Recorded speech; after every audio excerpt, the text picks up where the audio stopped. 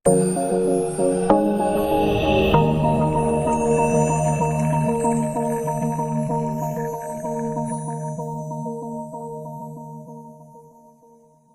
datang. Kembali kita masuk ke dalam mata kuliah rekayasa perangkat lunak. Di pertemuan yang ketiga, kita akan membahas mengenai model rekayasa perangkat lunak. Nah, model rekayasa perangkat lunak merupakan suatu cara atau strategi bagaimana sebuah perangkat lunak itu dibuat sedemikian rupa sehingga produk dari perangkat lunak tersebut dapat terwujud. Nah, di sini ada beberapa model proses pengembangan perangkat lunak. Itu yang pertama adalah model waterfall, prototyping model, spiral model, rational unfair process, dan extreme programming. Nah, ini adalah beberapa dari model proses pengembangan perangkat lunak. Nah, di dalam sebuah model terdapat yang namanya metode. Nah, kalau kita lihat di sini metode dari rekayasa perangkat lunak, pendekatan sudut pandang atau kumpulan aturan yang harus diikuti untuk menyelesaikan tahap-tahap aktivitas dalam pengembangan suatu perangkat lunak. Nah, di sini ada beberapa metode pengembangan perangkat lunak, ya. Sebenarnya ini juga tergantung dari software ataupun perangkat keras yang digunakan. Ya, pada tahun 1955 itu metode pengembangan perangkat lunak sesuai dengan kebutuhannya perangkat lunak yang ada saat itu sifatnya konvensional ataupun tradisional. Kemudian mulai pada tahun 1975 berorientasi dengan data. Nah, terus kemudian tahun 1976 itu berorientasi pada aliran data ataupun proses. Nah, kemudian tahun 1980-an dan mungkin sampai sekarang ya masih digunakan metode pengembangan perangkat lunak ini, yaitu metode perangkat lunak yang berorientasi objek.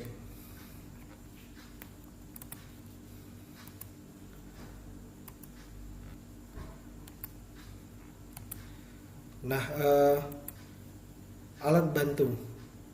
Jadi ada model, ada metode, dan alat bantu ataupun tools dari pengembangan rekayasa perangkat lunak. Nah, pada metode konvensional, di mana analisis, perancangan, serta implementasinya itu alat bantunya bisa berupa flow map, kemudian sistem flowchart, program flowchart. Kemudian yang digunakan adalah bahasa pemrograman. Nah, kemudian pada metode yang berorientasi pada fungsi, di mana analisis, perancangan, dan implementasinya itu sudah menggunakan alat bantu yang berupa diagram alir data, kemudian ada entitas relationship diagram, structure card, pseudocode, kemudian bahasa pemrogramannya bersifat prosedural. Nah, kemudian pada metode yang berorientasi objek, di mana tahap pengembangannya untuk analisis dan perancangan sudah menggunakan yang namanya UML, dan implementasi pemrogramannya, bahasa pemrograman yang digunakan itu sudah berorientasi objek. Nah, baik, kita bahas satu persatu mengenai model rekayasa perangkat lunak.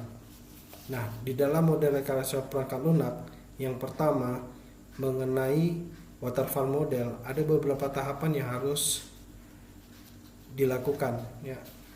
Yang pertama itu system requirement, kemudian software requirement specification, software design, software implementation, uji mesin formal, kemudian operasi dan perawatan. Nah, untuk yang pertama itu analisis kebutuhan, itu mempelajari dan memahami masalah yang akan dibuat perangkat lunaknya. Kemudian menetapkan ranah informasi, fungsi, perilaku, unjuk kerja, dan antarmuka perangkat lunak untuk didefinisikan sebagai kebutuhan sebuah perangkat lunak. Nah, terus kemudian ada perancangan transformasi, di mana di setiap spesifikasi kebutuhan menjadi modul-modul perancangan yang lebih rinci sehingga menghasilkan model solusi dalam bentuk rancangan terstruktur, arsitektur perangkat lunak, antarmuka, dan prosedur-prosedur ataupun algoritma. Nah, kemudian pengkodean menerjemahkan model perancangan dalam bentuk yang dapat dimengerti oleh mesin ataupun komputer dengan menggunakan perangkat implementasi tertentu. Kemudian pengujian, pemeriksaan kebenaran logika, intern, dan fungsi perangkat lunak untuk menemukan kesalahan-kesalahan dan memastikan bahwa perangkat lunak yang dihasilkan sesuai dengan kebutuhan yang sudah didefinisikan sebelumnya. Terus kemudian pengoperasian dan perawatan, di mana penggunaan perangkat lunak oleh pemakai di lingkungan sebenarnya untuk menjaga supaya perangkat lunak yang dioperasikan ini tetap berjalan sebagaimana mestinya, dan kemudian dilakukan pemeliharaan. Nah, itu tahap-tahapan dalam model waterfall. Nah, kemudian di sini ada model prototype, ya. Model prototype itu merupakan salah satu metode pengembangan perangkat lunak yang banyak digunakan. Dengan metode prototyping ini, pengembang dan pelanggan dapat saling berinteraksi selama proses pembuatan sistem. Prototyping dapat diartikan sebagai proses yang digunakan untuk membantu pengembang, ya, dalam perangkat lunak membentuk model dan perangkat lunak yang harus dibuat. Nah, ada beberapa tahapan yang harus dilakukan pada model prototype ini. Itu yang pertama adalah pengumpulan kebutuhan, ya, di mana pelanggan dan pengembang itu bersama-sama mendefinisikan format dan kebutuhan keseluruhan perangkat lunak, mengidentifikasikan semua kebutuhan dan garis besar sistem yang akan dibuat. Terus kemudian membangun prototyping, ya, dengan membuat perancangan sementara yang berpusat pada penyajian kepada pelanggan, misalnya dengan membuat input dan contoh outputnya seperti apa. Nah, kemudian evaluasi prototyping. Evaluasi ini dilakukan oleh pelanggan apakah prototipe yang sudah dibangun itu sesuai dengan keinginan pelanggan. Nah, jika sudah sesuai, maka langkah keempat akan diambil. Nah, jika tidak, maka di sini pada model prototype dia bisa melakukan yang namanya iterasi, ya. Jadi dia akan mengulang, ya, memperbaiki langkah-langkah yang sebelumnya sudah diambil, ya. Jadi dari evaluasi perbaikan bisa balik lagi ke proses desain. Nah, biasanya model prototype ini digunakan untuk pembuatan perangkat lunak yang proses bisnisnya tidak terlalu besar, ya. Nah, terus kemudian kelebihan dari metode prototype ini, yang pertama jelas dia menghemat waktu dalam pengembangan sistem. Kemudian penentuan kebutuhan lebih mudah diwujudkan. Nah, kemudian pelanggan dan klien itu berpartisipasi aktif dalam pengembangan sistem, sehingga hasil perangkat lunak mudah disesuaikan dengan kebutuhan dan keinginan dari pelanggan. Komunikasi yang baik antara pelanggan dan pengembang, dan kemudian pengembang dapat dengan mudah untuk menentukan kebutuhan daripada pelanggan itu sendiri. Nah, sementara kekurangan yang ada pada model prototype ini adalah proses perancangan dan analisisnya itu terlalu singkat, ya. Nah, kemudian kurang fleksibel dalam menghadapi perubahan, dan pengembang kadang-kadang membuat kompromi implementasi dengan menggunakan sistem operasi yang tidak relevan dan algoritma yang tidak efisien. Nah, itu merupakan kelemahan daripada model prototype. Nah, terus kemudian yang ketiga yaitu model spiral. Nah, di dalam model spiral itu menggabungkan model prototyping dan juga model dari waterfall. Nah, model spiral itu adalah model proses perangkat lunak evolusioner, ya, yang memadukan sifat iteratif, ya, yang ada di prototyping dengan aspek terkontrol dan sistematis yang ada pada model waterfall, ya, sehingga hal ini memberikan potensi untuk mengembangkan versi perangkat lunak yang semakin kompleks, semakin lengkap. Nah, model spiral itu adalah pendekatan realistis untuk pengembangan sistem dan perangkat lunak dalam skala yang besar, ya, yang kompleks. Nah, karena perangkat lunak berkembang seiring proses berlangsung, pengembang dan pelanggan lebih memahami dan bereaksi terhadap risiko di setiap tahap proyek. Dan jika diterapkan dengan benar, harus mengurangi risiko sebelum menjadi suatu problem ataupun masalah. Nah, ada beberapa tahapan yang ada pada model spiral, ya. Yang pertama adalah tahap liaison. Nah, di mana tahap ini berhubungan dengan komunikasi antar orang yang akan mengembangkan software dengan pelanggan. Jadi tujuannya adalah agar dapat memuaskan pelanggan dengan memperbaiki dan mengembangkan software sesuai dengan kebutuhan, kepentingan, serta keinginannya. Nah, kemudian tahap planning, ya, tahap perencanaan, di mana meliputi estimasi biaya yang digunakan, kemudian batas waktu, pengaturan jadwal, identifikasi lingkungan kerja, terus kemudian sumber-sumber informasi untuk melakukan iterasi, sehingga hasilnya adalah berupa dokumen spesifikasi kebutuhan sistem dan bisnis. Nah, terus kemudian tahap analisis resiko. Tahap ini berfungsi untuk mengidentifikasi risiko yang berpotensial untuk terjadi dan menghasilkan suatu solusi alternatif secara teknis dan manajemen strategi untuk meminimalisasi risiko. Nah, terus kemudian yang keempat adalah tahap rekayasa atau engineering. Ya, pada tahap ini yang dilakukan adalah menguji coding dan mengembangkan software, melakukan instalasi terhadap software, melakukan prototype, mendesain dokumen, kemudian meringkas suatu pengujian software, kemudian membuat laporan atas kekurangan dari software agar segera diperbaiki.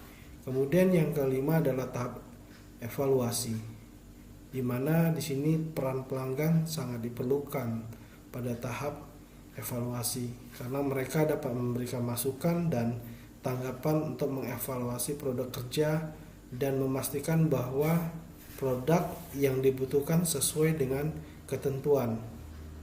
Nah, jika ada perubahan, semua tahap akan diperbaiki sesuai dengan kepuasan ataupun kebutuhan dari pelanggan. Nah, itu merupakan tahap-tahapan dalam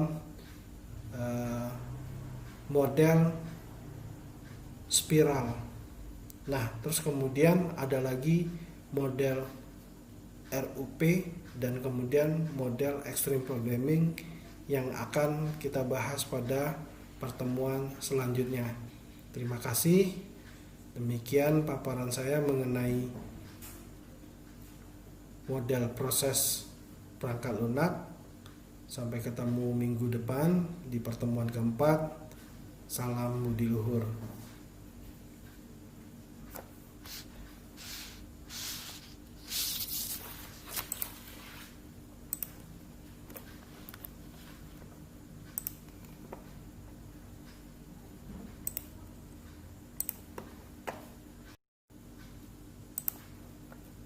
model prototype. Nah, terus kemudian yang ketiga yaitu model spiral. Nah, di dalam model spiral itu menggabungkan model prototyping dan juga model dari waterfall. Nah, model spiral itu adalah model proses perangkat lunak evolusioner, ya, yang memadukan sifat iteratif, ya, yang ada di prototyping dengan aspek terkontrol dan sistematis yang ada pada model waterfall, ya, sehingga hal ini memberikan potensi untuk mengembangkan versi perangkat lunak yang semakin kompleks, semakin lengkap. Nah, model spiral itu adalah pendekatan realistis untuk pengembangan sistem dan perangkat lunak dalam skala yang besar, ya, yang kompleks. Nah, karena perangkat lunak berkembang seiring proses berlangsung, pengembang dan pelanggan lebih memahami dan bereaksi terhadap risiko di setiap tahap proyek. Dan jika diterapkan dengan benar, harus mengurangi risiko sebelum menjadi suatu problem ataupun masalah. Nah, ada beberapa tahapan yang ada pada model spiral, ya. Yang pertama adalah tahap liaison. Nah, di mana tahap ini berhubungan dengan komunikasi antar orang yang akan mengembangkan software dengan pelanggan. Jadi tujuannya adalah agar dapat memuaskan pelanggan dengan memperbaiki dan mengembangkan software sesuai dengan kebutuhan, kepentingan, serta keinginannya. Nah, kemudian tahap planning, ya, tahap perencanaan, di mana meliputi estimasi biaya yang digunakan, kemudian batas waktu, pengaturan jadwal, identifikasi lingkungan kerja, terus kemudian sumber-sumber informasi untuk melakukan iterasi, sehingga hasilnya adalah berupa dokumen spesifikasi kebutuhan sistem dan bisnis. Nah, terus kemudian tahap analisis resiko. Tahap ini berfungsi untuk mengidentifikasi risiko yang berpotensial untuk terjadi dan menghasilkan suatu solusi alternatif secara teknis dan manajemen strategi untuk meminimalisasi risiko. Nah, terus kemudian yang keempat adalah tahap rekayasa atau engineering. Ya, pada tahap ini yang dilakukan adalah menguji coding dan mengembangkan software, melakukan instalasi terhadap software, melakukan prototype, mendesain dokumen, kemudian meringkas suatu pengujian software, kemudian membuat laporan atas kekurangan dari software agar segera diperbaiki. Kemudian yang kelima adalah tahap evaluasi, di mana di sini peran pelanggan sangat diperlukan pada tahap evaluasi, karena mereka dapat memberikan masukan dan tanggapan untuk mengevaluasi produk kerja dan memastikan bahwa produk yang dibutuhkan sesuai dengan ketentuan. Nah, jika ada perubahan, semua tahap akan diperbaiki sesuai dengan kepuasan ataupun kebutuhan dari pelanggan. Nah, itu merupakan tahap-tahapan dalam model spiral. Nah, terus kemudian ada lagi model RUP dan kemudian model extreme programming yang akan kita bahas pada pertemuan selanjutnya. Terima kasih. Demikian paparan saya mengenai model proses perangkat lunak. Sampai ketemu minggu depan di pertemuan keempat. Salam budi luhur.